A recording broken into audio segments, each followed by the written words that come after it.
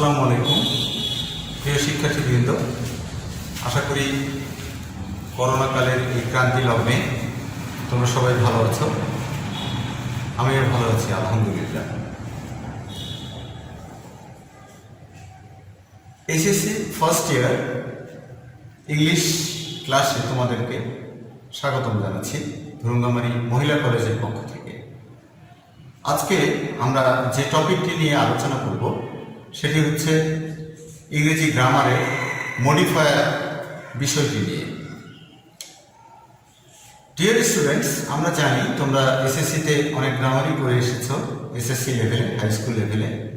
এগুলোর মধ্যে right form of verbs ছিল, আর্টিকেলস ছিল, ট্যাগ কোশ্চেন ছিল। কিন্তু মডিফায়ার টপিকটি ইন্টারমিডিয়েট লেভেলে নতুন সংযোজিত হয়েছে এবং এটি একটি তোমাদের জন্য নতুন আইটেম বিধায় আমি প্রথম ক্লাসে মডিফায়ার নিয়ে আলোচনা করছি।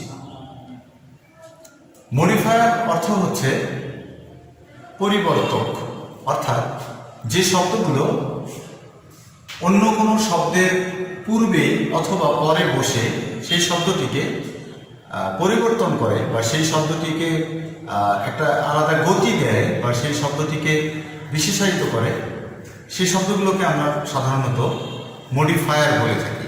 অর্থাৎ মডিফাই থেকে মডিফায়ার শব্দটির উৎপত্তি হয়েছে। আমরা মডিফায়ারকে যদি আলোচনা করতে যাই তাহলে দেখব যে মডিফায়ার সাধারণত দু ধরনের হয়ে থাকে। একটি হচ্ছে প্রি মডিফায়ার আর একটি হচ্ছে পোস্ট মডিফায়ার। আমরা বলে যাচ্ছি।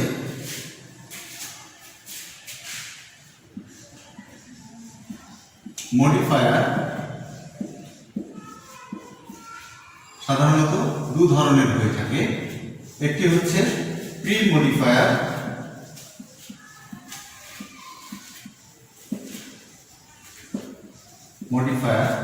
আর একটি হচ্ছে পোস্ট মডিফায়ার।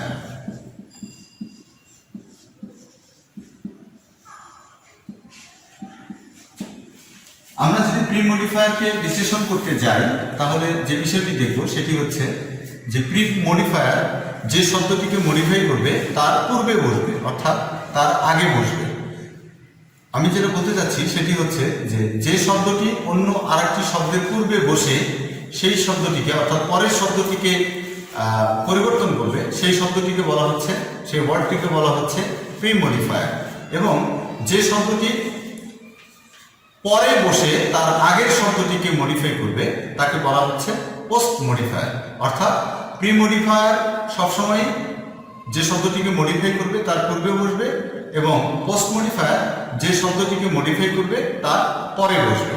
আমরা এখন চলে যাব কিভাবে মডিফাই করে, মডিফায়ারগুলো কিভাবে মডিফাই করে সেটি দেখার জন্য আমরা বোর্ডে যাচ্ছি। মাই ডিয়ার স্টুডেন্টস, আমরা দেখব শুরুতে নাউনকে কিভাবে প্রি মডিফাই করা যায়।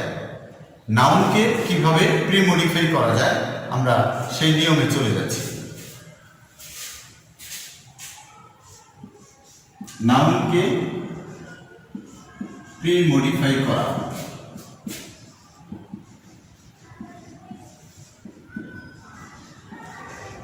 নাউনকে প্রি মডিফাই করা যায় যেভাবে, আমরা সেই নিয়মে চলে যাচ্ছি। প্রথমেই রুল নম্বর 1, 1 নম্বর নিয়মে আমি যদি যাই তাহলে আমরা দেখব যে প্রি মডিফাই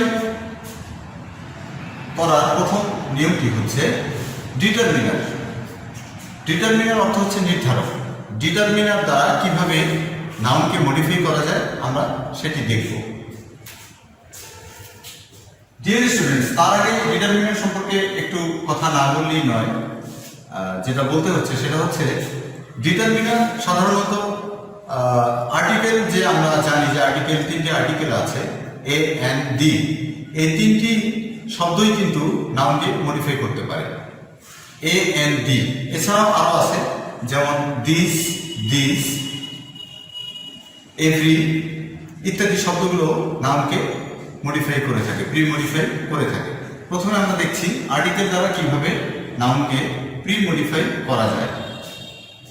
তোমাদের প্রশ্নপত্রে যেরকম থাকবে একটি প্যাসেজ দেওয়া থাকবে, প্যাসেজে শূন্যস্থান দেওয়া থাকবে এবং শূন্যস্থানের পরে বন্ধনীতে বা ব্র্যাকেটে দেওয়া থাকবে যে কিভাবে তোমাকে নাউনটিকে মডিফাই করতে হবে। যেমন ফর এক্সাম্পল আমি দিচ্ছি, Padma dash Padma is a big river, is a big river. Deer students, আমরা এখানে লক্ষ্য করব যে পদ্মার আগে একটি শূন্যস্থান রয়েছে।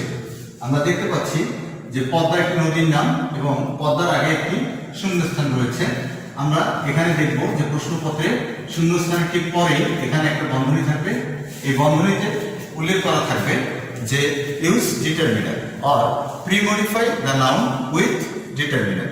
এরকম প্রশ্নপত্রে তোমাদের বন্ধনীতে দেওয়া থাকবে। তা এখানে দেওয়া থাকবে যে কি পদ্মাকে মডিফাই করো।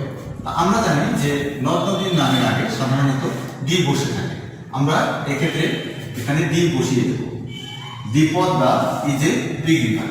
এখানে here the word the is modifying the noun Padma, অর্থাৎ পদ্মা নামটিকে, পদ্মা নদীর নামটিকে দি শব্দটি মডিফাই করেছে।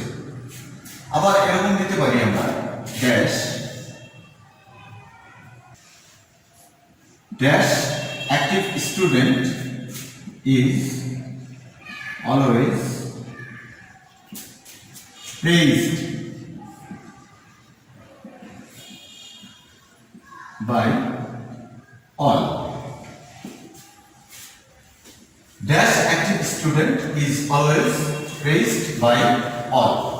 In fact, এখানে শূন্যস্থান দেওয়া আছে এবং এখানে একটি ব্র্যাকেট দেওয়া থাকবে এবং এই ব্র্যাকেটে তোমাদেরকে নির্দেশনা দেওয়া হবে যে use and determiner, use a determiner. এখানে আমরা দিব অ্যান অ্যাক্টিভ বয়। আমরা জানি যে এটি হচ্ছে, এ হচ্ছে ভাওয়েল। সাধারণত আর্টিকেলের নিয়ম অনুযায়ী আমরা যেটা জানি যে ভাওয়েলের পূর্বে সাধারণত অ্যান বসে। এখানে যেহেতু ভাওয়েল আছে, অ্যাক্টিভের শুরু হচ্ছে এ দিয়ে, সো আমরা এখানে অ্যান দিব। An active student is always praised by all. একজন সক্রিয় ছাত্র সবার দ্বারাই প্রশংসিত হয়। এখানে আমরা অ্যান দেব। এখানে here an is working as a determiner. এখানে অ্যান শব্দটি ডিটারমিনার হিসেবে কাজ করছে। আমরা পরবর্তীতে চলে যাব। শুধুমাত্র এ এন বি নয়, বরং আরো অনেক ডিটারমিনার রয়েছে যেগুলো নামকে প্রি-মডিফাই করে থাকে। Dash boy is an orphan. এই ছেলেটি একজন এতিম। তো আমরা এখানেও দেখব, প্রশ্নপত্রে এখানেও ব্র্যাকেট দেওয়া থাকবে, ব্র্যাকেটে লেখা থাকবে, দেওয়া থাকবে, নির্দেশনা দেওয়া থাকবে তোমাদেরকে ডিটারমিনার ইউজ করার জন্য। আমরা এখানে দিব দি বয়ও দিতে পারি, the boy is an orphan, or this শব্দটি আমরা ব্যবহার করতে পারি, this boy is an orphan. এই ছেলেটি হয় একজন এতিম। এক্ষেত্রে দিস শব্দটিও কিন্তু বয় নাউনটিকে মডিফাই করেছে, প্রি-মডিফাই করেছে। যা হোক, আমরা প্রি-মডিফাই দেখলাম যে ডিটারমিনার কিভাবে নাউনকে প্রি-মডিফাই করে। আমরা রুল নম্বর 2 তে চলে যাব। রুল 2 তে দেখব যে আসলে ডিটারমিনারের পূর্বেও কিছু শব্দ থাকে যে শব্দগুলোকে বলা হয় প্রি ডিটারমিনার, অর্থাৎ প্রি ডিটারমিনার দ্বারাও নাউনকে মডিফাই করা যায়। আমরা দেখব যে প্রি ডিটারমিনার গুলো আসলে কি, কোন কোন শব্দগুলো প্রি ডিটারমিনার হিসেবে বসতে পারে। আমরা এখানে দেখব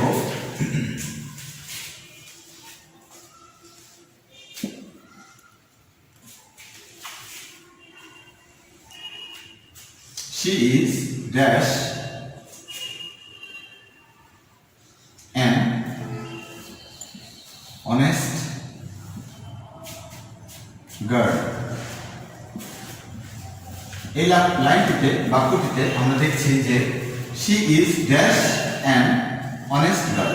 এখন আমাদেরকে এখানে এমন একটি শব্দ দিতে হবে যেটা honest গার্ডকে মডিফাই করছে।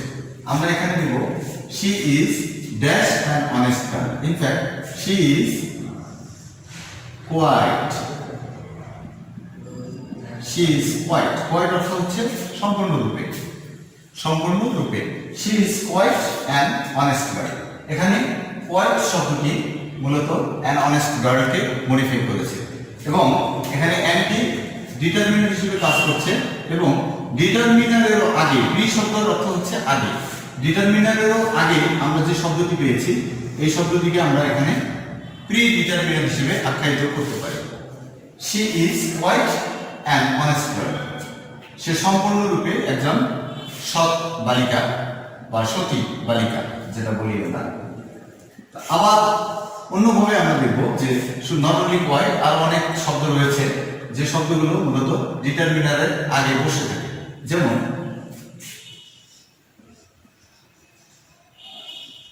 You are dash a boy who is always truthful,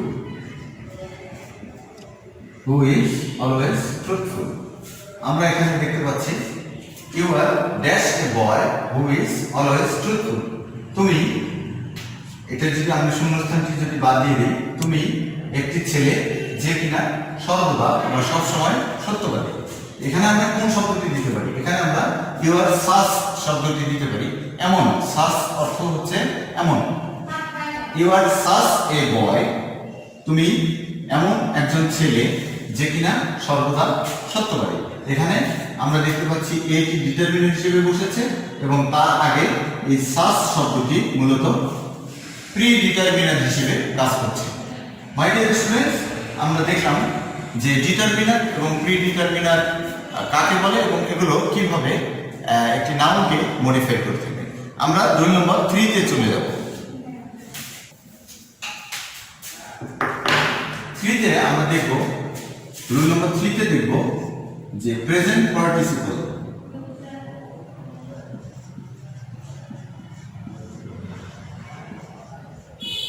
present participle অর্থাৎ প্রেজেন্ট পার্টিসিপল দ্বারা কিভাবে নাউনকে প্রিমডিফাই করা যায় আমরা সেটি দেখব। তার আগে আমাদেরকে প্রেজেন্ট পার্টিসিপল সম্পর্কে একটি স্বচ্ছ ধারণা থাকতে হবে। ডিয়ার স্টুডেন্টস, তোমরা জানো যে প্রেজেন্ট পার্টিসিপল হচ্ছে যখন ভার্বের সঙ্গে আইএনজি যুক্ত করা হয় এবং সেটি যখন তোমার কিসের কাজ করবে, সেটি নাউনের কাজ করবে না, সেটি অ্যাডজেক্টিভের কাজ করবে। আমরা জানি যে ভার্বের সঙ্গে আইএনজি যুক্ত হয়ে অনেক সময় সেটি নাউনেরও কাজ করে, আবার অ্যাডজেক্টিভেরও কাজ করে। আমরা দেখব যে যখন ভার্বের সঙ্গে আইএনজি যুক্ত হয়ে সেটি যখন অ্যাডজেক্টিভের কাজ করবে আমরা তখন তাকে প্রেজেন্ট পার্টিসিপল বলবো। যেমন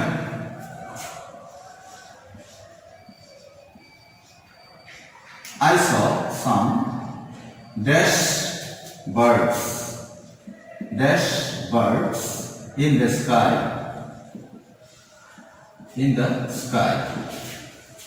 আমি দেখলাম কিছু পাখি আকাশে। এখন এখানে আমাদেরকে এমন একটি শব্দ ব্যবহার করতে হবে যে শব্দটি ভার্ব হতে হবে এবং তার সঙ্গে আইএনজি যুক্ত থাকতে হবে। I saw some, আমরা জানি পাখি আকাশে ওড়ে। আমরা এক্ষেত্রে ফ্লাই শব্দটির সঙ্গে আইএনজি যুক্ত করে ফ্লাইং বার্ডস দিতে পারি। I saw some flying birds. I saw some flying birds in the sky. আমি আকাশে কিছু উড়ন্ত পাখি দেখলাম। এখন আমরা স্পষ্টতই দেখতে পাচ্ছি যে এই ফ্লাইং শব্দটি কিন্তু অ্যাডজেক্টিভের কাজ করছে, কারণ আমরা জানি অ্যাডজেক্টিভ সাধারণত অবস্থা প্রকাশ করে থাকে। আমরা যদি ফ্লাইং শব্দটিকে বাদ দিই তাহলে তার অর্থ দাঁড়াচ্ছে এরকম, I saw some birds in the sky. আমি কিছু পাখিকে দেখলাম আকাশে। আমি যদি এখানে উড়ন্ত দিই তাহলে পাখিটা কিন্তু উড়ন্ত অবস্থায় ছিল। দ্যাট মিনস ফ্লাইং শব্দটি কিন্তু মূলত অ্যাডজেক্টিভের কাজ করছে এখানে। সো এখানে ফ্লাইং শব্দটি মূলত এটাকে আমরা প্রেজেন্ট পার্টিসিপল বলবো। মাই ডিয়ার স্টুডেন্ট, তাহলে আমরা এই রুল নম্বর 3 থেকে কি জানতে পারলাম? আমরা জানতে পারলাম যে নাউনের আগে ভার্ব প্লাস আইএনজি যুক্ত হয়ে অর্থাৎ প্রেজেন্ট পার্টিসিপল হয়ে সেটি মডিফায়ারের কাজ করতে পারে। রুল নম্বর 3 আমার মনে হয় আশা করি বুঝতে পেরেছো। আমি তারপরেও আরেকটি এক্সাম্পল দিচ্ছি। We found a dash dog. We found a dash dog. আমরা খুঁজে পেলাম বা দেখলাম বা খুঁজে পেলাম একটি ড্যাশ ডগ, ড্যাশ কুকুর। তো এখানে আমরা যদি আমরা একটি স্লিপিং ডগ, ঘুমন্ত কুকুর, আমরা খুঁজে পেলাম একটি ঘুমন্ত কুকুর। এখানে স্লিপিং শব্দটি কুকুরের অবস্থাটাকে প্রকাশ করছে, কুকুরটি ঘুমিয়েছিল অর্থাৎ ঘুমন্ত অবস্থায় ছিল। এখানে এটি স্লিপিং শব্দটি কিন্তু প্রেজেন্ট পার্টিসিপলের কাজ করেছে। মাই ডিয়ার স্টুডেন্টস, আমার মনে হয় তোমরা বুঝতে পেরেছো যে প্রেজেন্ট পার্টিসিপল আসলে কাকে বলে এবং কিভাবে নাউনকে প্রি-মডিফাই করে। আমরা রুল নম্বর 4 এ চলে যাব। রুল নম্বর 4 এ আমরা দেখব পাস্ট পার্টিসিপল দ্বারাও কিন্তু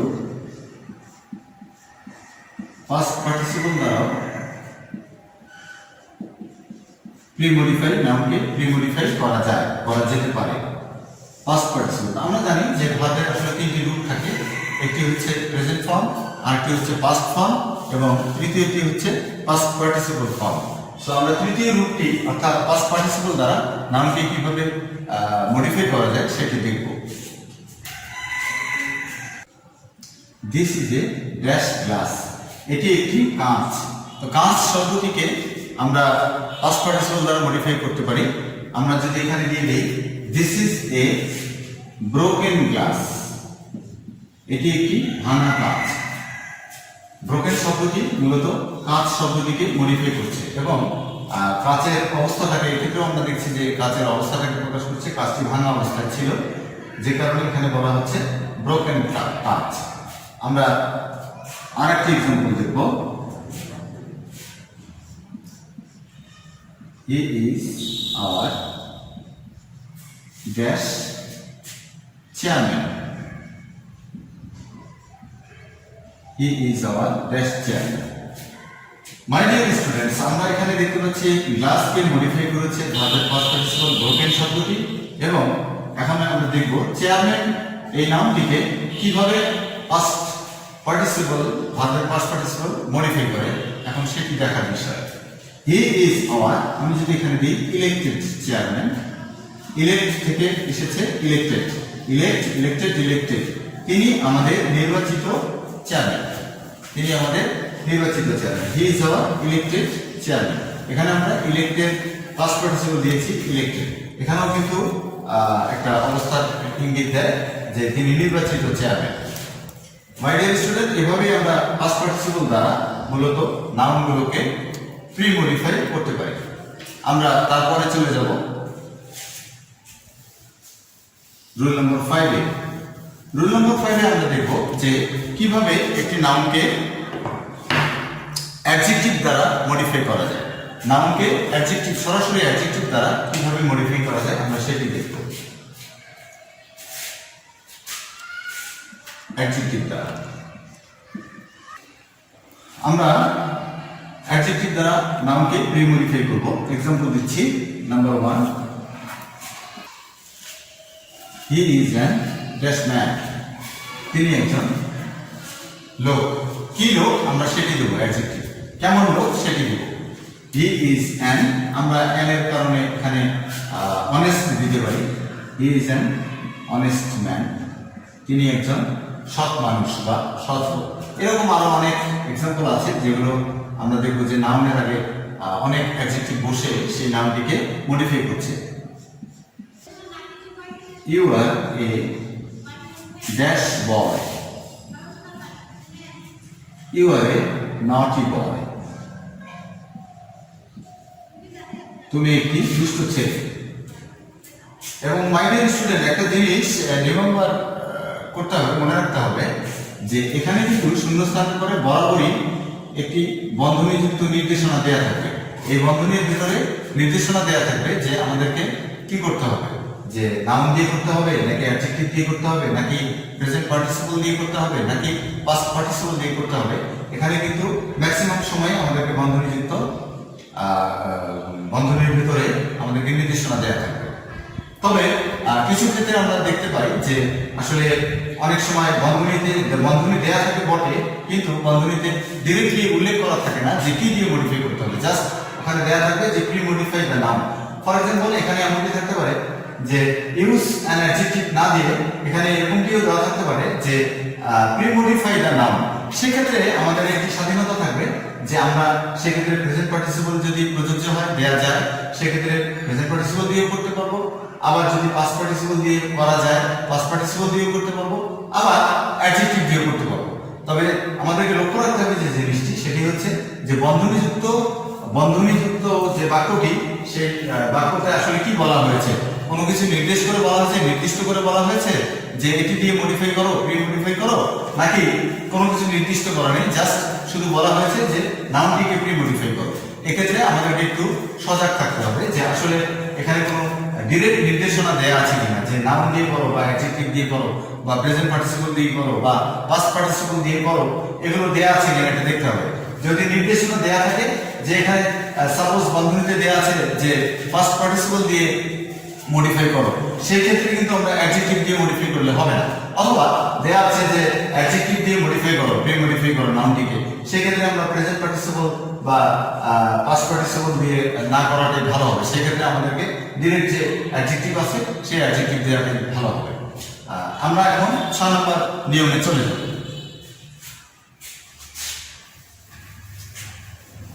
আমরা যে কয়েকটি জিনিস শিখলাম আমরা একটু চোখ বুলিয়ে নিই। 1 নম্বর আমরা শিখেছি যে প্রি মডিফাই করা যায় নাউনকে।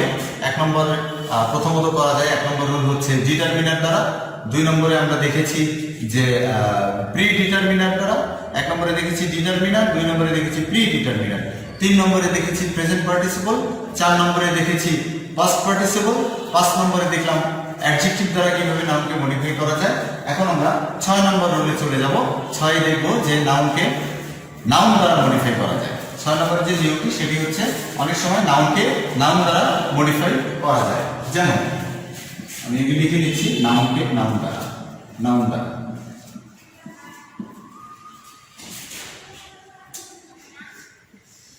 Our best chairman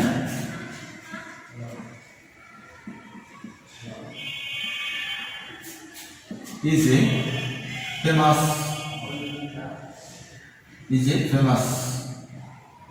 person.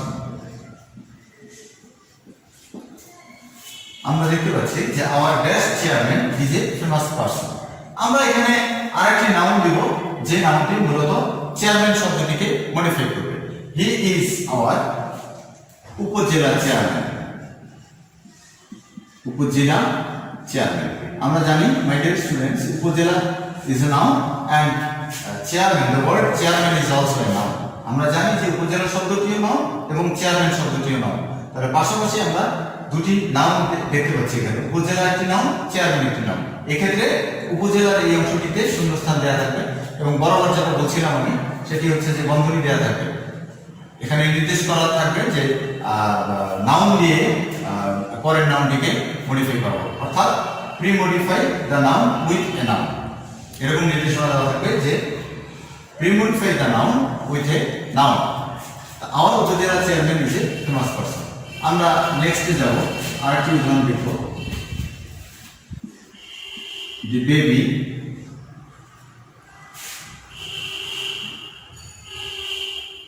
অথবা আমরা দি বেবি দিলাম, দি baby reads in dash.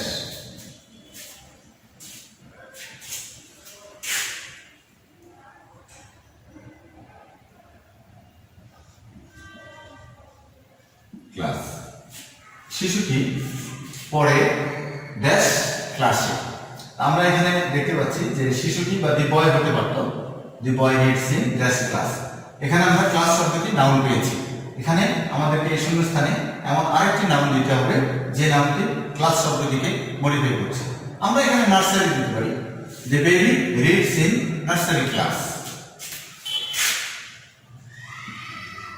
The baby reads in nursery class. এখানে আমরা জানি নার্সারি শব্দটিও নাউন এবং ক্লাস শব্দটিও noun. So my dear students, আমরা এখানে দেখতে পাচ্ছি যে নাউন দ্বারাও কিন্তু নাউনকে প্রি মডিফাই করা যায়। আমরা রুল নম্বর 7 এ চলে যাব। রুল নম্বর 7, রুল নম্বর 7 এ আমরা যেটা দেখব সেটি হচ্ছে যে রুল নম্বর 7 এ আমরা যেটা দেখব সেটি হচ্ছে রুল নম্বর 7, রুল 7 এ আমরা দেখব যে ইন্টেন্সিফায়ার। ইন্টেন্সিফায়ার, মাই ডিয়ার স্টুডেন্টস, ইন্টেন্সিফায়ার শব্দটি অনেকের কাছে হয়তো নতুন লাগতে পারে। মূলত ইন্টেন্সিফাই থেকে ইন্টেন্সিফায়ার শব্দটি এসেছে। ইন্টেন্সিফাই অর্থ তীব্র করা, অর্থাৎ কোনো নাউনকে একটা গতি দেয়া বা ওই নাউনটির অবস্থা আরো প্রকট করে তোলা। এক্ষেত্রে আমরা ইন্টেন্সিফায়ার অর্থ সেরকমই দেখতে পাচ্ছি। এবং ইন্টেন্সিফায়ার অর্থ হচ্ছে যে শব্দটি ওই নাউনটিকে তীব্র করবে, ওই নাউনটির অবস্থাটা তীব্র করবে বা নাউনটিকে একটি এক্সট্রা গতি দেবে, এক্সট্রা স্পিড দেবে, সেই শব্দগুলোকে আমরা মূলত বলতে পারি ইন্টেন্সিফায়ার। ইন্টেন্সিফায়ার কিভাবে নাউনকে প্রিমডিফাই করে আমরা সেটি দেখব। He is a dash good boy. তা আমরা জানি গুড শব্দটি হচ্ছে কি অ্যাডজেক্টিভ, এবং এই অ্যাডজেক্টিভকে কিভাবে অ্যাডজেক্টিভ এবং তারপরে একটি নাউন রয়েছে বটে গুড বয়। আমরা দেখবো এখন এই গুড বয়টিকে, গুড বয় শব্দকে কিভাবে, শব্দ যুগলকে কিভাবে ইন্টেন্সিফায়ার মডিফাই করে। আমরা এখানে ইউজুয়ালি দেখতে পাচ্ছি সে হয় একটি ভালো ছেলে বা একজন ভালো ছেলে। আমরা এখানে যদি ভেরি দিয়ে দিই, ভেরি বলতে আধিক্য বোঝাচ্ছে। খুব, খুব শব্দটি বাংলায় আমি যদি বলি, বাংলাতে বলা যায় আধিক্য বোঝাচ্ছে। তো আধিক্য, গুড বয়টিকে আধিক্য আরো বেশি ভালো করেছে, অর্থাৎ ভালো ছেলেটিকে আরো বেশি ভালো করেছে ভেরি শব্দটি, অর্থাৎ ভেরিটি এখানে ইন্টেন্সিফায়ার হিসেবে কাজ করছে। ভেরি গুড বয়, গুড বয়টিকে আরো বেশি গতি দিয়েছে, ভালোকে আরো বেশি ভালো করেছে। এজন্যই এই ভেরি শব্দটিকে বলা হয়েছে ইন্টেন্সিফায়ার। এই ভেরি শব্দটি, অথবা আমরা এখানে সো দিতে পারি, he is so good boy. So শব্দটিও কিন্তু এখানে ইন্টেন্সিফায়ারের কাজ করবে।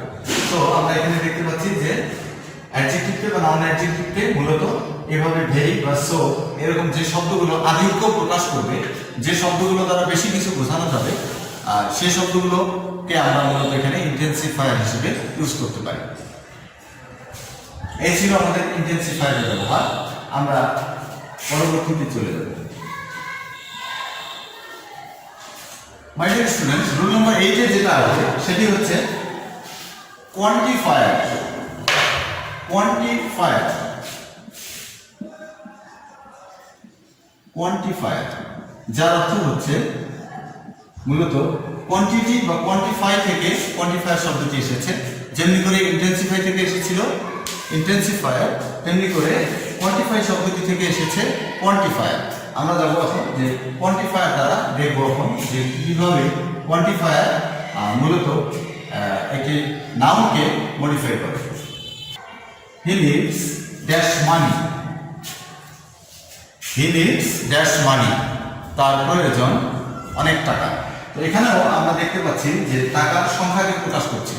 কোয়ান্টিফায়ার মূলত কি সংখ্যাবাচক যে শব্দগুলো, এই শব্দগুলো দ্বারা মূলত কোয়ান্টিটি বোঝানো হয়। যে শব্দগুলো দ্বারা কোয়ান্টিটি বোঝানো হয়, পরিমাণ বোঝানো হয়, সেই শব্দগুলো আমরা নাউনের পূর্বে বসালেই এখানে কোয়ান্টিফায়ার দিয়ে সেই নাউনটিকে মডিফাই করা হয়ে যাবে। হি নিডস, আমরা জানি মেনির আগে পরিমাণবাচক, মানির আগে পরিমাণবাচক মেনি শব্দটি বসে। সরি মাছ, মানির ক্ষেত্রে মাছ শব্দটি বসে। হি নিডস মাছ মানি। যদিও মানিটি আসলে টাকা পয়সা সবচেয়ে বেশি গোনা হয় টাকা পয়সায়, কিন্তু মানির আগে পরিমাণবাচক যদি আমি কোনো শব্দ দিতে চাই, মেনি শব্দটি বসে না, মানির আগে মাছ বসে। হি নিডস মাছ মানি, তার প্রয়োজন অনেক টাকা, প্রচুর টাকার প্রয়োজন। এই ক্ষেত্রে এই মাছ শব্দটি কিন্তু কোয়ান্টিফায়ারের কাজ করেছে, অর্থাৎ মানির পরিমাণকে বোঝাচ্ছে। মানি শব্দটি পরিমাণকে বোঝাচ্ছে যে অনেক অনেক টাকার প্রয়োজন। এই ক্ষেত্রে এই মাছ শব্দটিকে আমরা কোয়ান্টিফায়ার করতে পারি, এবং এই মাছ শব্দটি মানি শব্দটিকে মডিফাই করেছে। আমরা আরেকটি এক্সাম্পলে যাব। There are dash trees in our village. There are dash trees in our village. আমরা এখানে দেখতে পাচ্ছি যে গাছের সংখ্যাকে বোঝানো হচ্ছে। তো গাছটি মূলত গাছ হচ্ছে কাউন্টেবল নাউন। এক্ষেত্রে আমরা এখানে মাছ না দিয়ে আমরা এখানে মেনি শব্দটি ব্যবহার করতে পারি। There are many trees in our my dear students. তাহলে আমরা দেখতে পাচ্ছি যে ট্রিজ শব্দটি হচ্ছে একটি কাউন্টেবল নাউন। সো এক্ষেত্রে আমরা মেনি দিয়ে দিব। আমাদের গ্রামে রয়েছে অনেক গাছপালা। সো এখানে মেনি শব্দটি কিন্তু কোয়ান্টিফায়ারের কাজ করেছে। এখানে একটি জিনিস যেটি না বললেই হয় সেটি হচ্ছে যে আমরা যখন কোয়ান্টিফায়ার দিয়ে মডিফাই করব, উই মাস্ট রিমেম্বার, আমাদের অবশ্যই মনে রাখতে হবে যে শূন্যস্থানের পরের যে নাউনটি রয়েছে সেটি কি কাউন্টেবল নাউন নাকি আনকাউন্টেবল নাউন। যদি এটি কাউন্টেবল নাউন হয়ে থাকে তাহলে আমরা কিন্তু তার পূর্বে মেনি দিব, শূন্যস্থানে মেনি দিয়ে দিব। আর যদি আনকাউন্টেবল নাউন থাকে সেক্ষেত্রে আমরা মাছ দিব। যেমন আমরা এখানে দেখতে পাচ্ছি ট্রিজ গুণা যায় বিধায় কাউন্টেবল নাউন এবং তার পূর্বে আমরা মেনি দিয়েছি। আর এখানে মাছ দিয়েছি টাকার ক্ষেত্রে এটি একটি ব্যতিক্রম নিয়ম। সেটি হচ্ছে যে টাকা যদিও পৃথিবীতে সবচেয়ে বেশি গুণা হয়ে থাকে তারপরেও টাকা পয়সার আগে কিন্তু মাছ ব্যবহার হয়। সো এক্ষেত্রে আমরা মাছ ব্যবহার করছি। এছাড়া মাছ আরো অন্যান্য আনকাউন্টেবল নাউনের পূর্বে বসতে পারে। যেমন স্পেশালি যদি তরল পদার্থ হয়ে থাকে, যেমন অয়েল, ওয়াটার ইত্যাদি যে শব্দগুলো আছে এগুলো যদি থাকে শূন্যস্থানের পরে তাহলে কিন্তু আমরা সেক্ষেত্রে মাছ দিব। সো ওই মাছ রিমেম্বারই যে আমাদের মনে রাখতে হবে অবশ্যই যে শব্দটি নামটি কাউন্টেবল নাউনে আছে নাকি আনকাউন্টেবল নাউনে আছে। কাউন্টেবল নাউনে থাকলে আমরা মেনে দিব শূন্যস্থানে, এবং আনকাউন্টেবল নাউন থাকলে আমরা শূন্যস্থানে মাছ শব্দটি ব্যবহার করব। মাই ডিয়ার স্টুডেন্ট, এই ছিল আমাদের আজকের মডিফায়ারের মোটামুটি একটি আলোচনা। আসলে অনলাইন ক্লাসগুলোতে ওরকম বিস্তারিতভাবে সময় স্বল্পতার কারণে বোঝানো সম্ভব হয় না, হয়ে ওঠে না। এক্ষেত্রে আমি তোমাদেরকে সাজেস্ট করবো যেটা তোমাদের ইন্টারমিডিয়েট লেভেলের যে গ্রামার বই রয়েছে সেখানে মডিফায়ারের বিস্তারিত বর্ণনা দেওয়া আছে, এবং আমার মনে হয় যে আমার এই ক্লাসটা তোমাদেরকে অনেকটাই সহযোগিতা করবে সেই বইয়ের টপিকটি বোঝার ক্ষেত্রে। সো তোমরা একটা সুন্দর কম্বিনেশন করতে পারো আমার লেকচারটি এবং তোমাদের গ্রামার বইয়ে যে মডিফায়ার যে আইটেমটি দেওয়া আছে দুইটি যদি সমন্বয় করো বা করতে পারো তাহলে আমার মনে হয় যে মডিফায়ার নিয়ে তোমাদের আর সমস্যা থাকার কথা নয়। সো আজ এ পর্যন্তই, অনেক কথা হলো। সবাই ভালো থাকবে, সুস্থ থাকবে। আল্লাহ হাফেজ।